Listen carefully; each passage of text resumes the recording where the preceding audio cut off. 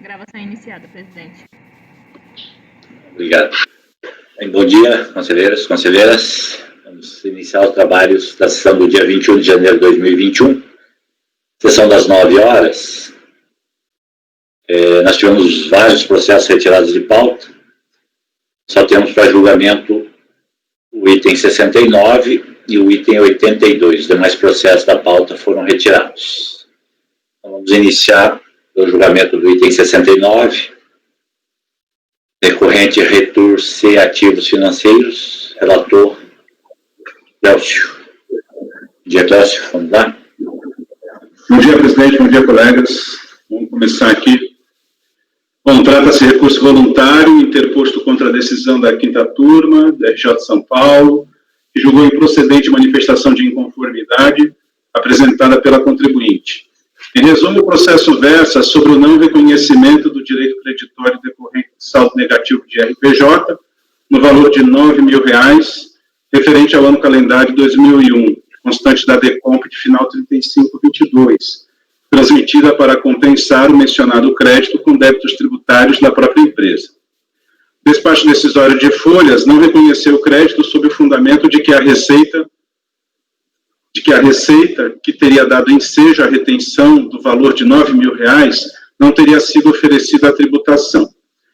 Em sua manifestação de inconformidade, a empresa alegou que houve um erro no preenchimento da DIPJ de 2002, ano calendário 2001, especificamente na linha 49 da ficha 06B, demonstração do resultado. Isso porque constou da citada linha o montante de R$ 79.276 como outras receitas operacionais. Ocorre que no cômputo desse valor, R$ 60.000 corresponderia a pagamento de JCP, do qual foram retidos R$ 9.000 de R-fonte. A diferença de R$ 19.276, essa sim, se referia a outras receitas operacionais. Assim, o valor de R$ 60.000 deveria constar da linha 33 da ficha 06B, e não da linha 49, conforme informado na DIPJ original. Para comprovar que não houve omissão de receita em questão, a recorrente anexa balanços semestrais de 30/6/2001 e 31/12/2001, devidamente assinados e registrados na JUSESP, bem como o balancete mensal de dezembro de 2001, em que fica evidenciado que os juros sobre o capital próprio, no valor de R$ 60.000, estão contidos em outras receitas não operacionais. Anexou-se também planilha de apuração do LALUR correspondente. O lucro líquido constante nos balanços semestrais de 30/6/2001 e 31/12/2001, nos valores de R$ 678.977 e R$ 1.315.984, respectivamente, somados, conferem com o valor constante da linha 61 da ficha 06B da DIPJ, no total de R$ 1.994.961, comprovando que a receita de juros sobre o capital próprio foi oferecida à tributação. A DRJ concluiu que a recorrente não teria demonstrado à saciedade que a receita de JCP teria sido oferecida à tributação, conforme se depreende do seguinte trecho. Vou ler aqui só o que está grifado. A fim de que pudesse prosperar o argumento de que o valor de R$ 60.000 faria parte do valor de R$ 79.276, declarado na linha 49 da ficha 6B da DIPJ 2002, seria necessário que o contribuinte apresentasse um demonstrativo analítico que discriminasse de maneira individualizada cada uma das parcelas que compuseram o valor total das receitas não operacionais, respaldado pela escrituração contábil correspondente, tal como os lançamentos do livro Razão de cada uma das contas envolvidas, bem como eventuais lançamentos do livro diário pertinentes a receitas de juros sobre capital próprio. Aí retomo ao texto do relatório. Inconformada, a empresa interpôs o recurso voluntário de folhas, praticamente reiterando os argumentos da manifestação de inconformidade, e juntou balancetes e partes do livro Razão de folhas 105 e 112. O processo foi distribuído para a minha relatoria. Esse é o relatório, presidente. Pode ir para o voto.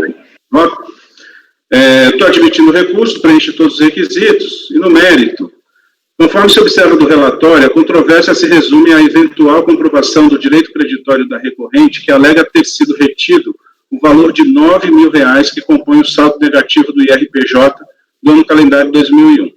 O IR-fonte em questão teria incidido sobre o pagamento de JCP no montante de R$ 60 mil.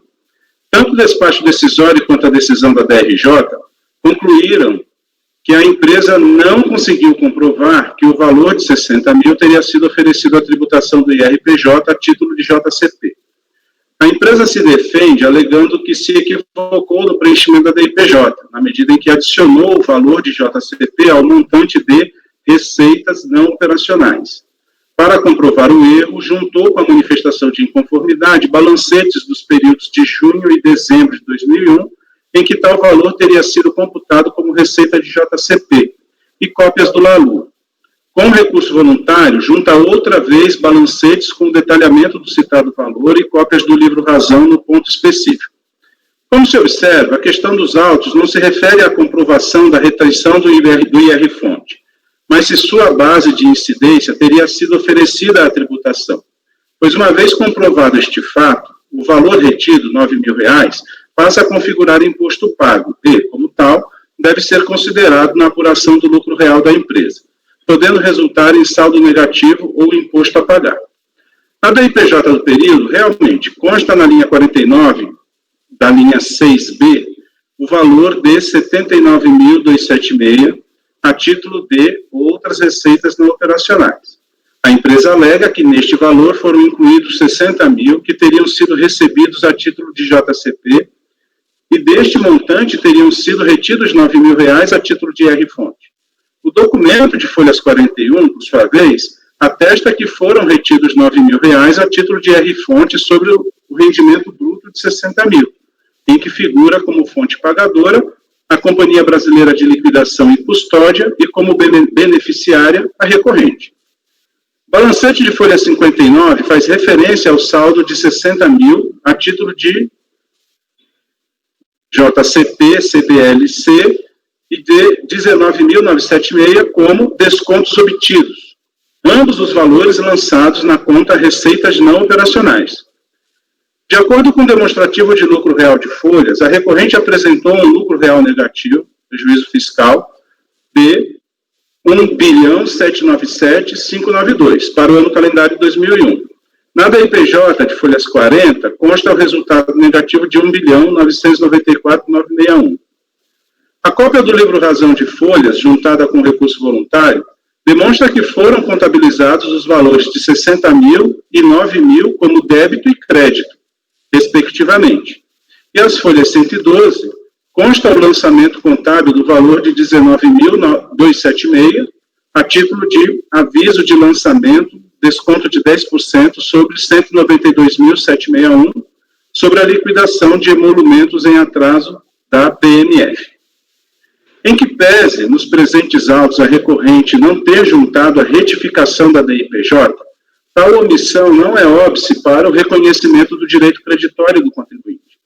O Superior Tribunal de Justiça, em julgado decidido sobre a sistemática do artigo 543, e aí aqui eu estou, na verdade, presidente, reproduzindo aquele entendimento que nós já temos, né, de precedentes, em que o STJ reconheceu que, naqueles casos de parcelamento, né, não constitui um óbice ao direito do contribuinte questionar o parcelamento quando se tratar de questão de direito, né?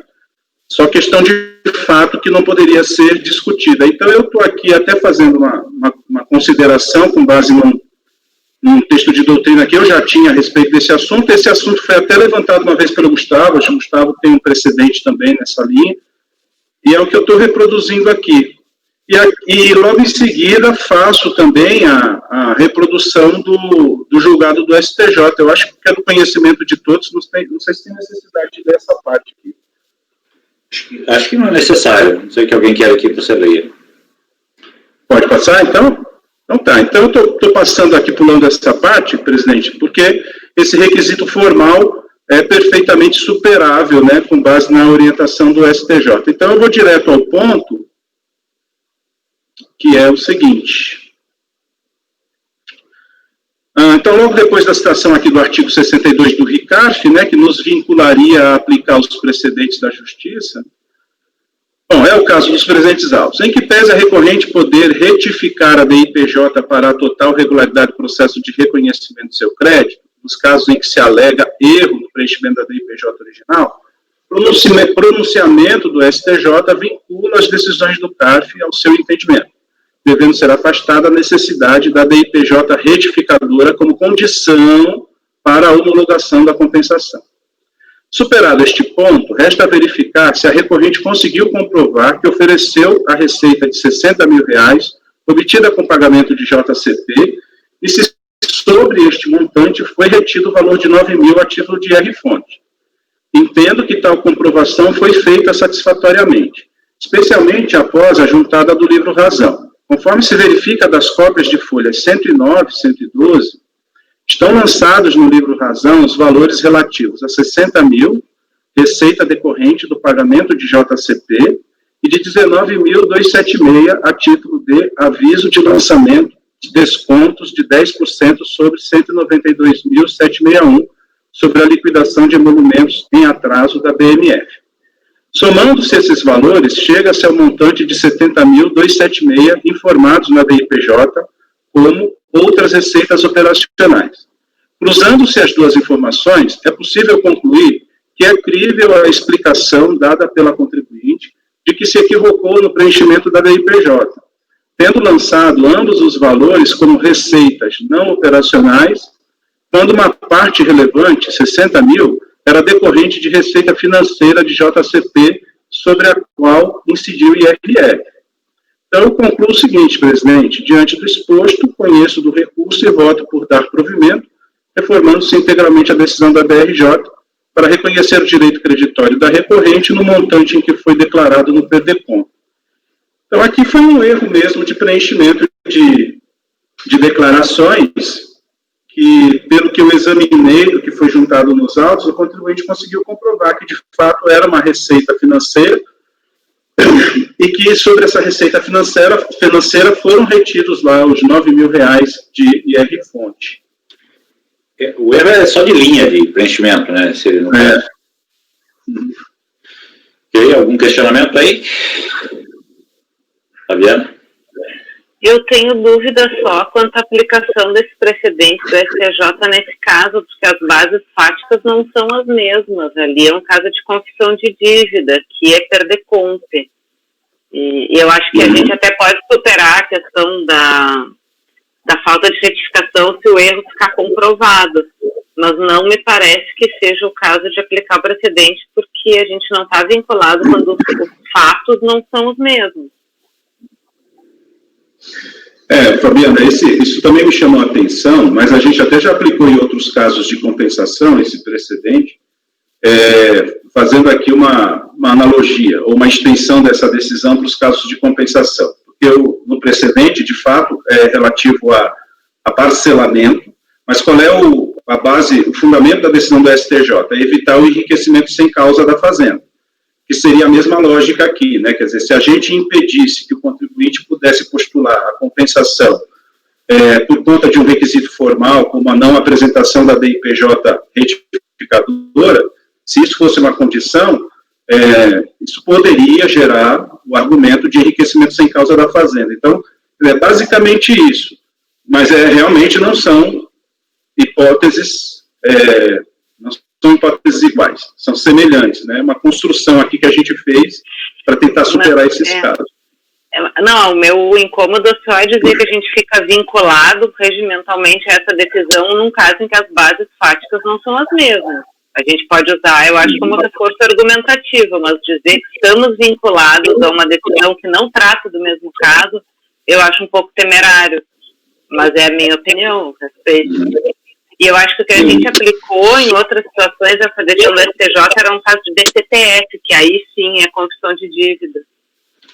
A questão aqui não é a DECOMP em si, né? Porque o dado está na DIPJ, na realidade, o erro, né? E que não seria uma constituição. Entendi o ponto de vista não que você não possa mencionar, até porque seria um reforço, realmente, se até na confissão é possível admitir, quanto mais numa declaração informativa, né? Então, assim, só a sugestão da Fabiana seria suprimir essa vinculação com 62. Você pode até trazer como um reforço, realmente, de que... Até porque o erro aqui me parece um erro bem mais pontual, né? Assim, seria de preenchimento de linha, né? Então, não é um erro de, não constou, ou constou um valor errado e de fato, ele ofereceu a tributação, o valor completo, coisa assim. Me parece que a situação um tom bem mais abaixo, né, do que que a jurisprudência admite. A gente usaria como fundamento, né, no voto, Cleus, a razão de decidir do STJ, mas não o precedente, porque o precedente não é esse o caso. Mas é muito mais, como na lei do Fabiano e Matutino, o rácio decidente deles, ele pode ser utilizado aqui como fundamento, mas não em termos de vincular. O artigo 62, que acho que não é o melhor nesse caso. Sabe? Não sei. Não vejo problemas, não, Fabiana, presidente, Flávio. Eu até acho que ficaria mais prático suprimir essa menção ao artigo 62 e só fazer um ajuste que, como reforço de argumentação, está se usando o precedente. Já vou até fazer a supressão aqui, se todos estiverem de acordo. Perfeito, Cláudio. Todos de acordo no restante, quanto às conclusões? Acho que o Gustavo queria falar, presidente. Não queria falar, Gustavo? Não. Então, por unanimidade de votos, o colegiado dá provimento ao recurso voluntário no item 69.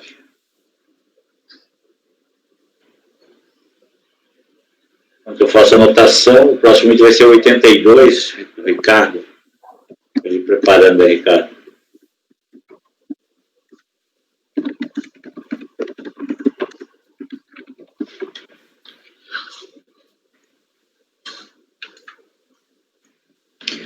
Só registrando, né, apenas para gravação, que os itens 70 a 81 que são desse mesmo contribuinte, foi solicitada a retirada de pauta pelo patrono do contribuinte. E também e o 83. O item 83, restando apenas o 82, esse bloco de processos recorrentes são do técnico de engenharia de solos. Quando quiser, pode iniciar, Ricardo. Ok. Bom, trata-se de uma compensação de crédito de saldo negativo de RPJ do quarto trimestre de 2007. Cujo valor original era de R$ 257.406,13. O despacho decisório não homologou as compensações e, em manifestação de inconformidade, a interessada alega que foi intimada para, no prazo de 5 dias úteis, prestar esclarecimentos, que protocolou pontualmente a correspondência prestando as informações que conseguiu coletar no espaço de tempo que lhe foi concedido e requereu extensão do prazo para que pudesse completar suas informações, esclarecimentos e apresentar a documentação de suporte possível.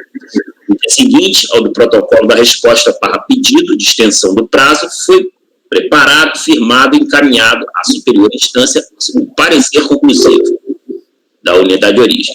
Nesse parecer, apresenta-se um comparativo entre as informações contidas na DECOMP e os dados decorrentes encontrados do SCC, que é o Sistema Interno de Compensação de Crédito da Receita, a partir de informações coletadas em DIRFs de fontes pagadoras. Então, foi um resumo que ela fez aí do que aconteceu.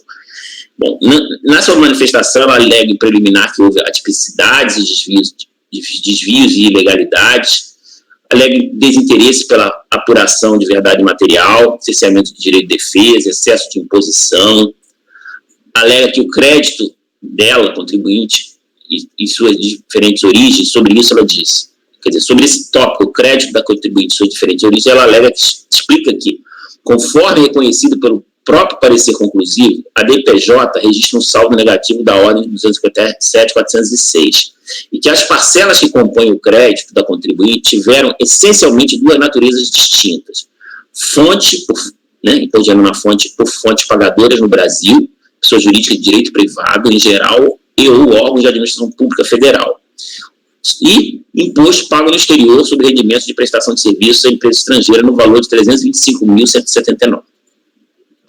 No tópico de imposto de renda né, das fontes pagadoras no Brasil, odiando na fonte sobre as fontes pagadoras no Brasil, ela alega que mais da metade das parcelas foram confirmadas pela Receita.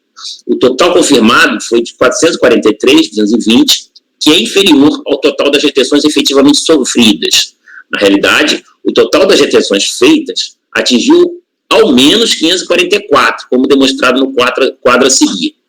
Então, são 2 quadrinhos, onde no primeiro quadro ela alega que tem essas fontes adicionais aqui que totalizam 101, e no segundo quadrinho ela já reproduz as fontes confirmadas que totalizaram os 443, de modo que a soma dos dois totaliza os 544 que ela alega que é o que ela tem.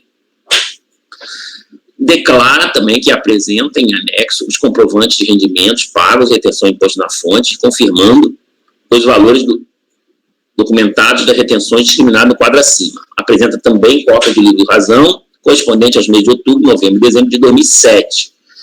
Continua realizando buscas em seus registros de documentos e protesta pela apresentação de documentos complementares. Quanto ao imposto pago no exterior, ela anota que está reunindo dados sobre as normas vigentes nos países de onde foram remetidos os rendimentos representados pela remuneração de seus serviços em 2007, mais especificamente no 3º e 4º trimestre, protestando por sua oportuna apresentação, com o objetivo de complementar a instrução desta sua defesa. O contribuinte apresenta o anexo demonstrativo de receitas que recebeu do exterior em 2007.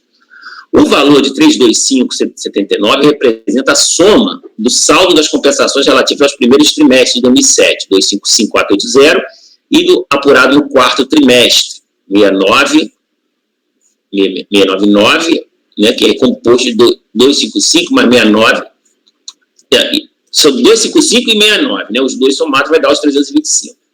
Não há dúvida, portanto, quanto à existência do crédito a título de imposto pago no exterior utilizado nas compensações que deixaram de ser homologadas. A título de comprovação das retenções do ano calendário de 2007, são apresentados nesta oportunidade, complementando o demonstrativo, as folhas do razão analítico, refletindo em reais as movimentações financeiras decorrentes dos pagamentos de serviços prestados a empresas estrangeiras, a listagem indicando folhas do livro razão, onde registradas as receitas recebidas do exterior em 2007, cópias das páginas do livro razão, onde se encontram registradas todas as movimentações relativas aos pagamentos de serviços prestados no exterior, e especialmente o imposto retido por essas fontes de pagadores do exterior, listagem indicando as receitas recebidas do exterior em 2007, resumos dos recebimentos por serviços prestados a clientes estrangeiros, sempre pela própria contribuinte. Em anexo aos resumos estão apresentadas notas fiscais e documentação por cliente do projeto. Bom, aí faz outras alegações e conclui lá sua manifestação de conformidade. A DRJ entendeu que seria improcedente a manifestação de conformidade. Basicamente, alega que o despacho decisório é emitido no âmbito de um procedimento de auditoria, descabendo suscitar violação ao princípio do contraditório, eis que tal norma não incide nessa fase de índole inquisitiva do processo administrativo fiscal, sendo aplicável somente na fase litigiosa de contestação da decisão. E que, para fins de comprovação do imposto pago no exterior, a lei exige documento reconhecido pelo respectivo órgão arrecadador e pelo consulado da Embaixada Brasileira no país que for devido o imposto, podendo ser aceitas provas ou outras, desde que convincentes, sendo inaceitável a apresentação de escrituração contábil desacompanhada de documentos que lhe dão suporte.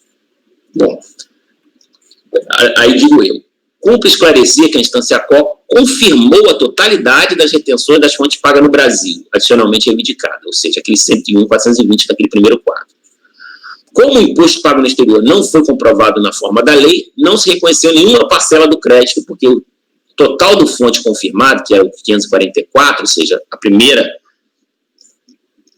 reconhecimento lá da unidade de origem, somado com esse 101 aqui da DRJ, dando os 544, não foi suficiente para reverter o saldo negativo de imposto a pagar confirmado na IPJ,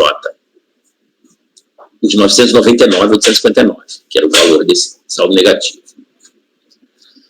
Inconformada, a interessada apresentou recurso voluntário, onde inicialmente empreende a argumentação contrária ao entendimento que considerou inexistência de ofensa aos princípios contraditórios de ampla defesa. Nesse sentido, sustenta que houve nulidade do despacho decisório. Quanto às retenções sofridas pelas fontes pagadoras situadas no Brasil, apesar de a DRJ ter confirmado a totalidade do valor pleiteado na manifestação de conformidade, traz explicações sobre a parcela que restava a documentar e junta novos documentos reunidos nos anexos titulados DOC 3 a DOC 6, no intuito de comprovar um montante adicional de 220.771. Por fim, no que se refere ao imposto pago no exterior, pondera que os documentos antes apresentados possuem idoneidade inquestionável e que a promulgação da Convenção de Haia tornou inexigível a legalização diplomática de documentos públicos. Discorre também sobre o princípio da instrumentalidade das formas. Concretamente, esclarece que as retenções foram efetuadas por 2 países, Peru e Angola, e que os novos documentos juntados, reunidos nos anexos intitulados DOC 7 a DOC 9, complementam a demonstração e comprovação que entende ser necessário. É o relatório. Posso continuar? Pode. Bom, o recurso é tempestivo e preenche os requisitos de admissibilidade. Preliminarmente, a interessada insiste na nulidade do despacho decisório, porque a unidade de origem não teria observado os princípios contraditórios e ampla defesa. Bom, a decisão recorrida já enfrentou satisfatório esse tema. Peço licença, portanto, para transcrever o trecho que me reproduz o meu entendimento sobre o tema. Eu reproduzo aqui esse trecho que vai tratar do artigo 59 e 60 da 7235, e que conclui dizendo que, nesses termos, o cerceamento do direito de defesa somente pode ser cogitado em face de despachos e decisões. Sendo o despacho decisório um ato administrativo, a declaração de nulidade somente pode ser suscitada em caso de lavratura por pessoa incompetente. Possíveis irregularidades, incorreções e omissões cometidas na decisão não importarão em nulidade, serão sanadas quando resultarem em prejuízo para o sujeito passivo, salvo se este houver dado causa ou quando não influírem na solução do litígio.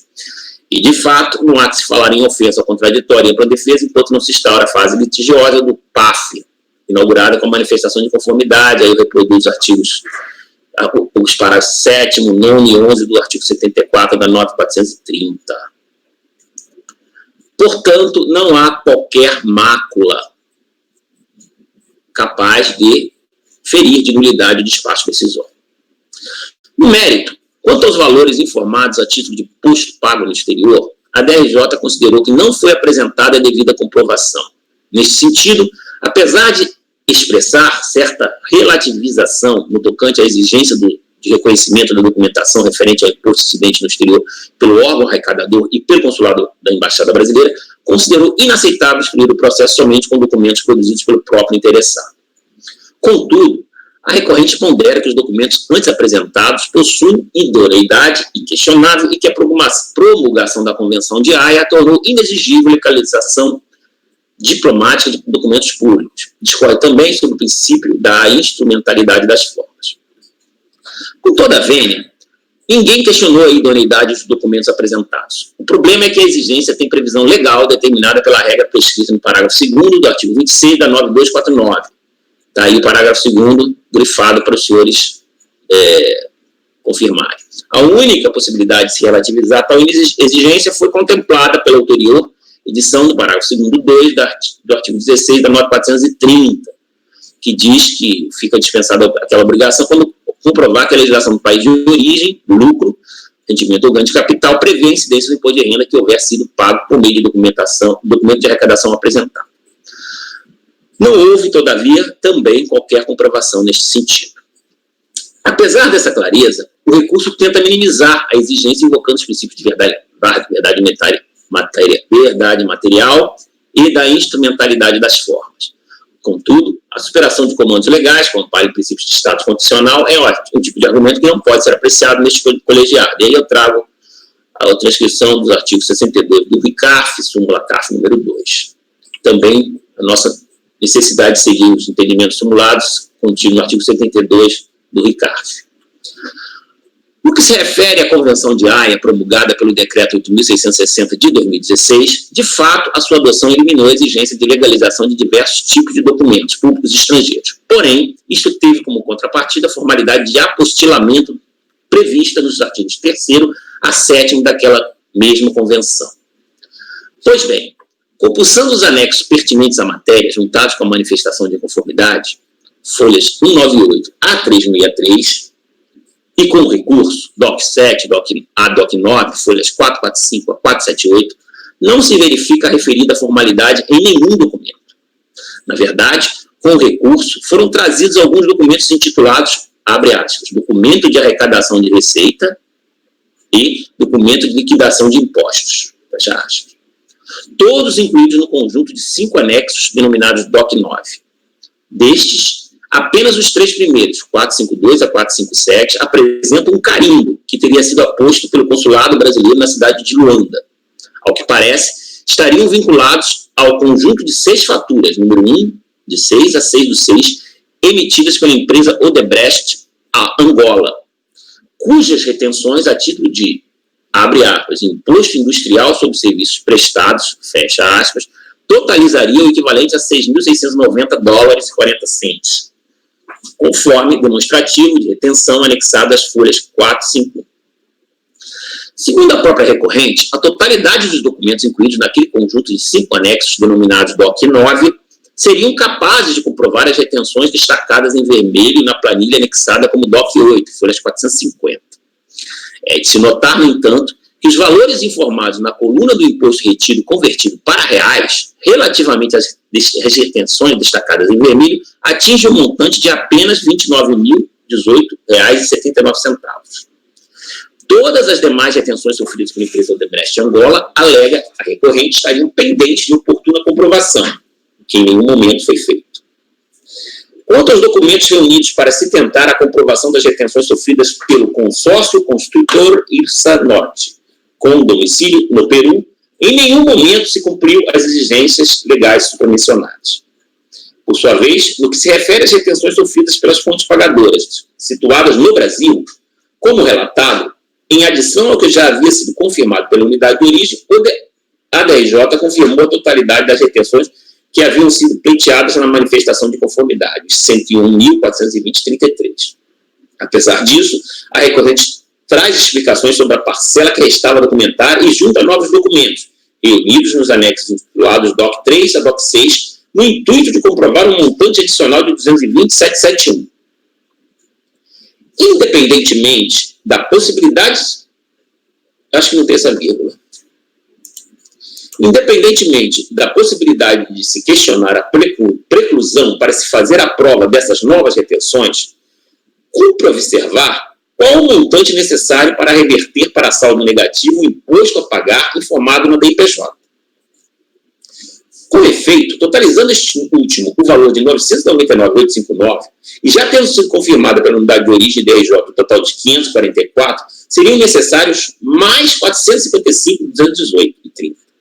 Assim, mesmo que se convertesse o julgamento de diligência para aferir a fidedignidade daquele montante adicional e do oferecimento das correspondentes receitas da tributação, as retenções que poderiam ser confirmadas não seriam suficientes para reverter o imposto a pagar apurado para o saldo negativo. Ainda que se incluísse a parcela do imposto retido no exterior, cujos documentos trazidos para comprovação apresentam um carimbo que teriam sido aposto pelo consulado brasileiro na cidade de Luanda, que é aquele valor discutido, seja os $690, informados no demonstrativo de folhas 451, seja os 29,18 totalizados na planilha, aí reais, né, totalizados na planilha de 450, estariam ainda bem aquém daquela reversão. Não se pode, assim, dar guarida à pretensão recursal. Pelo exposto, oriento meu voto no sentido de afastar a preliminar de nulidade do despacho decisório e, no mérito, negar provimento ao recurso voluntário. Ok. Então, o relator está negando o provimento. Flávio? Ricardo, eu só tenho um questionamento, não sei se eu não entendi, mas só se você consegue me ajudar. Essa parcela que... Porque, nós só nesse final aqui, tá? Essa parcela que ele tenta comprovar um montante adicional de 220 mil, isso não foi pleiteado, isso não foi... Eu não entendi porque ele aparece com esses 220 mil só no recurso voluntário? Não sei se eu peguei ou... Isso, tem vários processos dele que foram retirados de pauta. Em vários dos processos ele vai à prestação, né, tentando juntar documentos para fazer a comprovação das retenções nele. Você vê que a unidade de origem já tinha comprovado uma parte, ele trouxe mais um pedaço ali, tentando justificar. Estou falando das retenções no Brasil, né?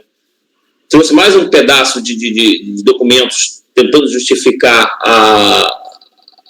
algo na BRJ, e aí ele foi reconhecido, e agora trouxe mais uma parcela, né, de documentos, daquele total, que não é nem o total, só que essa parcela ele mesmo faz a conta, dá 200 e alguma coisa, e aí olha só, nem adianta. Primeiro que tem a questão da preclusão, não estou nem entrando nesse mérito, nem adianta a gente superar isso, mandar para uma diligência, que eu não faria esse reconhecimento aqui, porque não entendi que não haveria elemento suficiente para reconhecer aqui, não vai atingir a reversão, o valor suficiente para reverter o saldo negativo, mesmo que se considerasse aquela pequena parcela ali do imposto no exterior, que eu acho que poderíamos levar em consideração, $6.000 e mais R$29 mil, estaria longe dos 455 necessários que ele precisaria.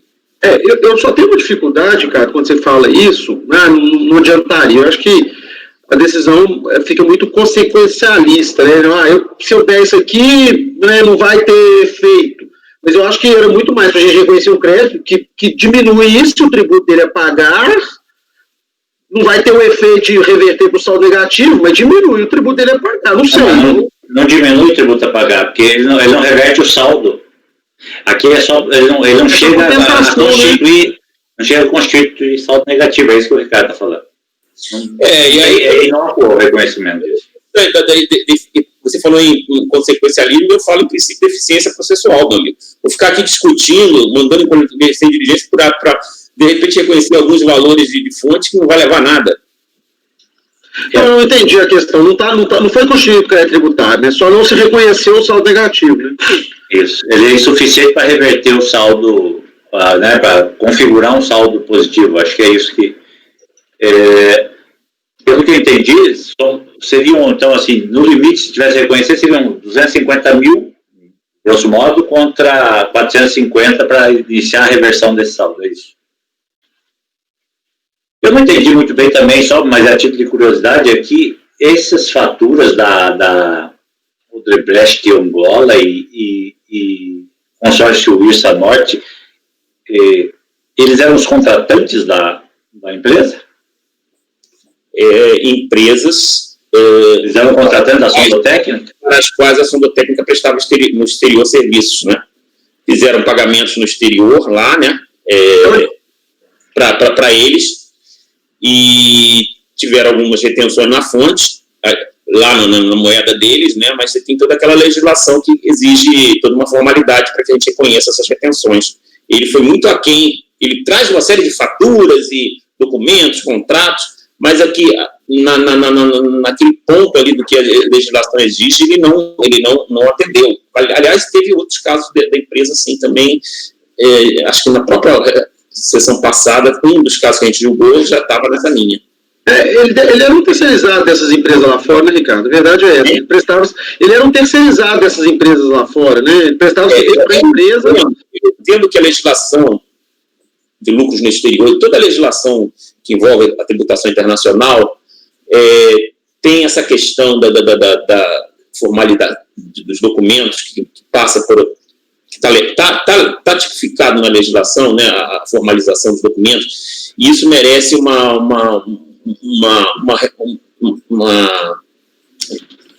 nova forma de tratar o assunto. Eu acho que a legislação, a tributação internacional evoluiu muito, mas enquanto tiver isso aí, a gente não pode superar essas exigências, né? E, enfim, acho que há que se discutir isso aí, porque eu entendo a dificuldade dos contribuintes. Hoje em dia tem a questão do apostilamento de ele não trouxe nada, só alegou, e aí tem que fazer o apostilamento. Então, estou seguindo a letra restrita da lei.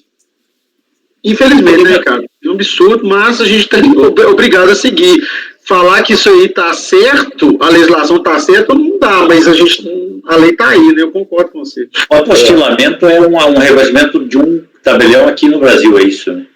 É uma formalidade, né? Um tabelião que tenha credenciamento para fazer esse reconhecimento aqui, é isso? Alguns cartórios são autorizados, eles têm uma formalidade e isso daí tem um preço. Eu nunca vi. Alguém já viu esse apostilamento na prática?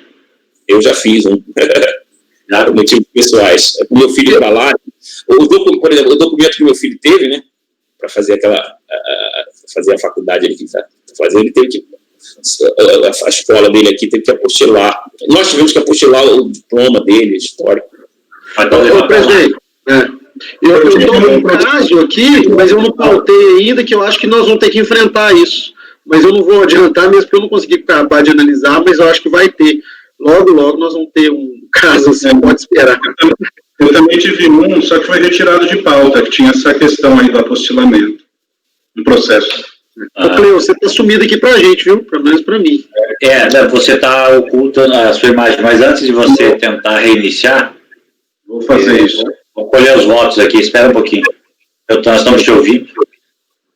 Todos de acordo aqui com a proposta, rejeitou por unanimidade e negou provimento ao recurso. Então, por unanimidade de votos... Não, presidente. Eu estou de acordo, mas em relação à preliminar, eu vou pelas conclusões. Até porque o Ricardo acata a posição da DRJ no sentido de que não se pode declarar nulidade do despacho decisório, a não ser por conta de incompetência. Eu não entendo assim, eu acho que ontem nós anulamos um despacho decisório por violação à ampla defesa. Então, vou pelas conclusões. O Ricardo fala isso textualmente e... Sim. Mas o de ontem não foi pela ampla defesa, o de ontem foi por falta de motivação incongruente. E viola a ampla defesa, né?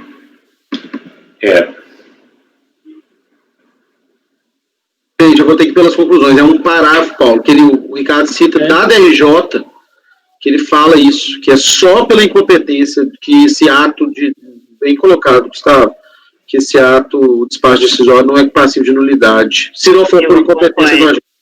Eu também. Eu acompanho também. Bem, nessa linha eu também queria que acompanhar, porque ontem eu fiz. Acho só o André que acompanhou o Ricardo. Ele vai ter que ir lá no final, né, do voto. Acho que vai ter que fazer a ressalva aí. Um parágrafo aí. Não, a ressalva vai ser do entendimento colegiado, ele pode manter a posição dele. Só vai ter que registrar o posicionamento da maioria, Ricardo. Ô, Ricardo, mas aí eu te pergunto, eu acho que você já declarou nulidade, não por aquele motivo de ontem, que enfim, a gente entrou naquela discussão, mas você já declarou nulidade de despacho decisório, especialmente direito de defesa. Não estou querendo discutir o caso de ontem, não é esse o...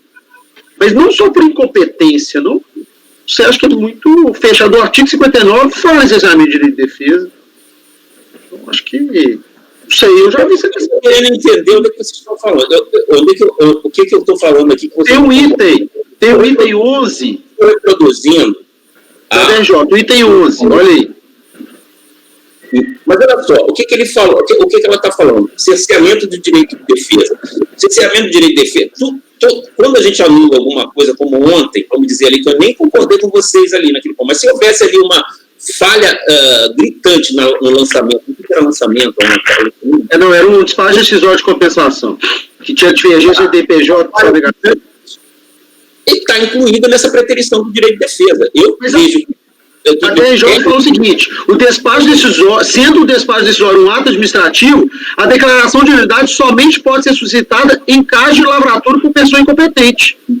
Passíveis irregularidades, incompetências, omissões não importarão em nulidade e serão sanadas quando resultarem em prejuízo para o sujeito passivo. É isso que ela fala. É aí que está o problema, né, Gustavo? Nesses termos, o cerceamento do direito de defesa somente pode ser cogitado face despacho de decisões. O parágrafo seguinte. Sendo o despacho decisório um ato administrativo, a declaração de informação pode ser citada em caso de lavratura por pessoa incompetente. Somente, né? Somente. Ele é contraditório, né? A redação dele é contraditória. Ele sublinha com preterição do direito de defesa ali em cima. Eu nem passei batido por isso, mas tudo bem, vocês querem fazer essa ressalva aí. Não sei que você quer fazer uma... Você fala assim, faz uma ressalva, pode sim, mas... Posso tirar o item 11 daqui, deixa só o item 59, o item 10. É isso que vocês querem? A filigrana é essa? Tirar o item 11? Pode ser? Não é filigrana. Vamos ver se é isso. Porque Não é detalhe, não é detalhe, calma. Não é, isso é importante. A gente vive no espaço decisório aqui, de repente a gente fala que é só se for por autoridade competente, fica contraditório o que a gente fala. Não só despacho, mas decisão, ato administrativo, né? Que é o que está escrito. Eu tiro o item 11 daqui, tá legal? E aí vai ficar claro que ali o problema é só nos artigos do PAF, que é justamente o que eu também penso. Tá bom? Aí não sei, a sequência ali, daí o Ricardo fala aí, de fato, nós falar em ofensa ao contraditório da defesa quando não se está na fase litigiosa. Acho que ele está reafirmando a ideia. Não, cortei o item 11. Só deixei o item 10 que reproduz... Mas na sequência você fala assim, de fato, não há que se falar em ofensa contraditória enquanto não se está na fase litigiosa. Você reafirmou a ideia. Eu concordo com você que não há que se falar em contraditório na fase inquisitória. Mas o ato administrativo, quando ele declina motivos que são... Não declina os motivos, ele viola a ampla defesa, portanto é nulo. Essa é a nossa posição, pelo menos é a minha posição que eu externei ontem, até para justificar a anulação daquele despacho decisório. Gente, nesse caso aqui, teve de fato algum indício, assim, eu não sei se você precisa socorrer o indício de que houve alguma violação a esse... Não, ele trata desse tema. Não, eu sei, mas assim, eu digo, não tem como dizer de outra maneira, o que eu quero dizer é o seguinte...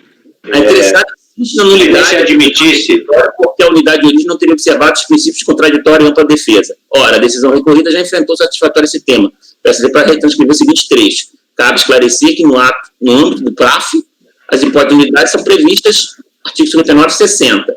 De fato, não há que se falar em contraditório e ampla defesa enquanto não se instaura o processo, a fase litigiosa. Aí eu reproduzo os parágrafos do artigo 74 da 9430. Pois é, mas aí está reafirmando o que o RJ disse. O que vocês estão... Então, não estou entendendo o que vocês estão querendo. Eles querem que eu diga o quê? Que é possível enfrentar o despacho decisório? Mas que não existe esse vício, por exemplo. Seria assim...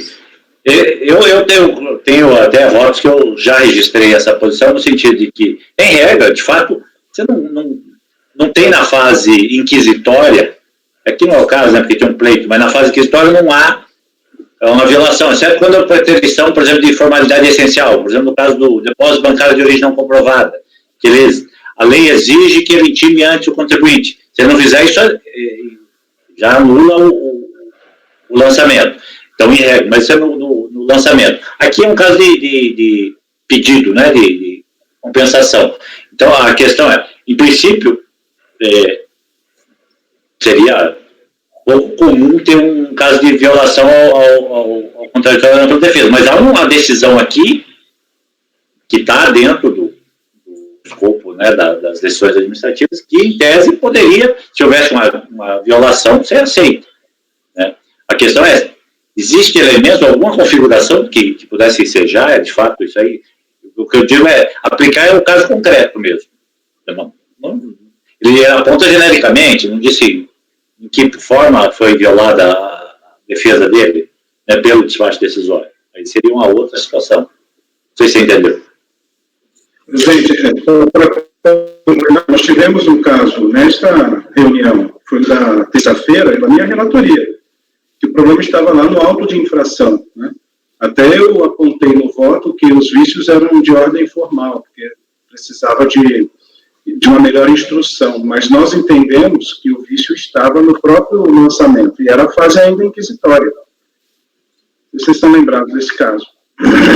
Minha relatoria, então, decidiu nessa linha, né, que o Gustavo está levantando. Acho que até você, Ricardo, chegou a fazer uma ponderação que foi bastante decisiva, né, para a gente chegar àquela conclusão. Veja bem, o que eu estou dizendo aqui é o seguinte, não há que se falar em contraditório enquanto não se instaure a fase litigiosa do processo administrativo fiscal. Muito bem. Se o ato final, que é o que está sendo contestado na instauração da fase litigiosa, tem algum vício ali, o vício se consolida no momento em que você vai dar uma analisada na petição do contribuinte, e ele fala, olha, o que está aqui eu não consigo entender. E aí, você, já ali na análise daquilo ali, você concorda ou não com o que o contribuinte propôs. O que eu estou dizendo é o seguinte, enquanto você está ali, né, na fase litigiosa, muitas vezes a Receita nem chama o contribuinte para se manifestar, ela simplesmente elabora o ato. Se a gente vai concordar com o contribuinte muitas vezes fala, houve ofensa contra a ampla defesa, eu não fui nem citado, não fui nem intimado para me explicar. Eu entendo que a Receita não precisa intimar, entendeu? A Receita, com base nas informações internas, pode tranquilamente fazer um ato. Esse ato pode conter, né, preterição do direito de defesa por ele não ser completo, por ele não ser claro, por ele ter problemas ali na sua, vamos dizer, na sua fundamentação e elaboração lógica no sentido de dizer, olha, esses fatos se subsumem a determinada norma. E aí você vê que tem uma desconexão, um problema ali de compreensão do que está se dizendo ali. Isso, aí eu entendo que sim. Então, eu acho que pode se instaurar ali, quando o contribuinte instaura o procedimento administrativo fiscal, ele pode discutir o problema desse ato final, ou até de algum ato ali inicial que possa estar dentro dessa construção lógica que leva à subsunção. Agora, discutir o que foi feito, se precisava ou não precisava o contribuinte se manifestar durante o processo de convicção da administração, eu acho que não cabe. É esse que eu acho que... E eu, vou ser sincero, eu já fiz várias vezes essa afirmação e já vi vários colegas, seja de DRJ, seja aqui do CARF, fazendo esse tipo de afirmação nos seus espaços, nos seus votos, enfim, nas suas decisões. Mas, sei lá, agora parece que...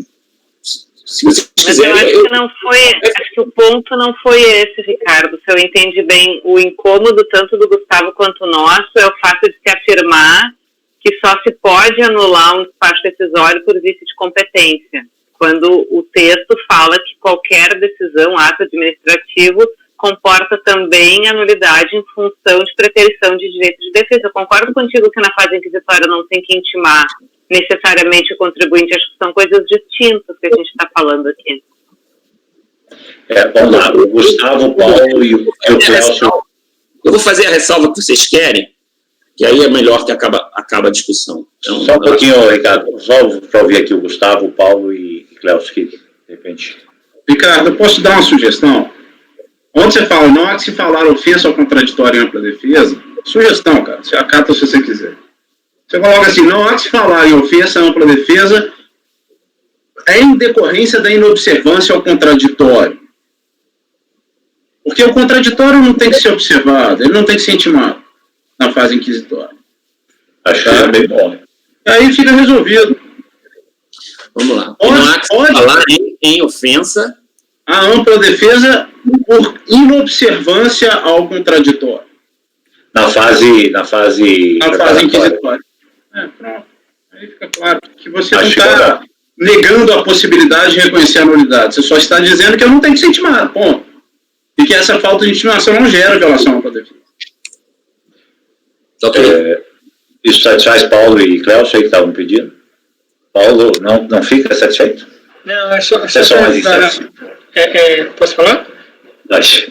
É que fui ver qual era a alegação do contribuinte em relação a essa questão do cerceamento, da nulidade, né, por suposto cerceamento de direito de defesa, e tem a ver que ele foi intimado e foi concedido a ele um prazo de 5 dias. E ele pediu a prorrogação desse prazo, e isso foi negado a ele. Tá? Então, assim, eu acho que o forte realmente aí é essa questão destacada pelo Gustavo e que vai de encontro ao que o próprio Ricardo falou, né, da inexistência, da desnecessidade ou desobrigatoriedade da existência de um contraditório na fase anterior à emissão do despacho decisório. essa redação proposta pelo Gustavo, acho que resolve essa. Sim. Ainda que no detalhe. Se ele quiser detalhar só, porque assim, quando Gustavo falou de ausência de intimação, né? Na verdade, aí houve intimação, mas pelo relato do contribuinte, o prazo foi exíguo e ele pediu a prorrogação e essa prorrogação foi negada. Né? Então, assim, tudo que o Ricardo falou, a gente concorda com você, Ricardo. Não há necessidade desse contraditório, né?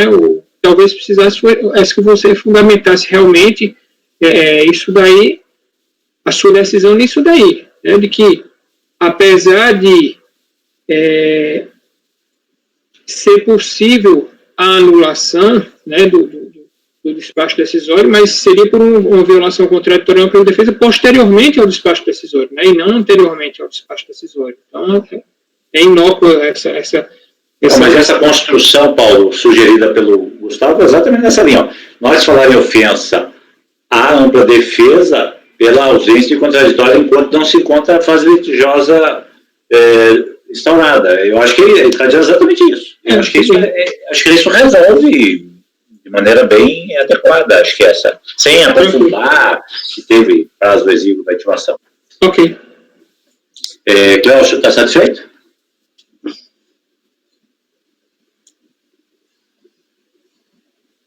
Cláudio, só um pouquinho, Gustavo. Sim, eu estou sem imagem, é isso? Vocês não estão me vendo? Não, agora voltou a sua imagem. Tá. Eu estava gesticulando aqui positivamente, mas tudo bem. Não, sem imagem, agora voltou. Gustavo. E suprimindo, óbvio, aquela afirmação do DRJ. Né? Suprime o item 11. E faz aí a adequação, se for possível, dessa... E aí, Ricardo, é isso que está providenciado? Era isso que eu queria, que você só confirmar. Vocês querem que eu tire o item 11 e faça essa alteração que o Gustavo propõe, né? Isso.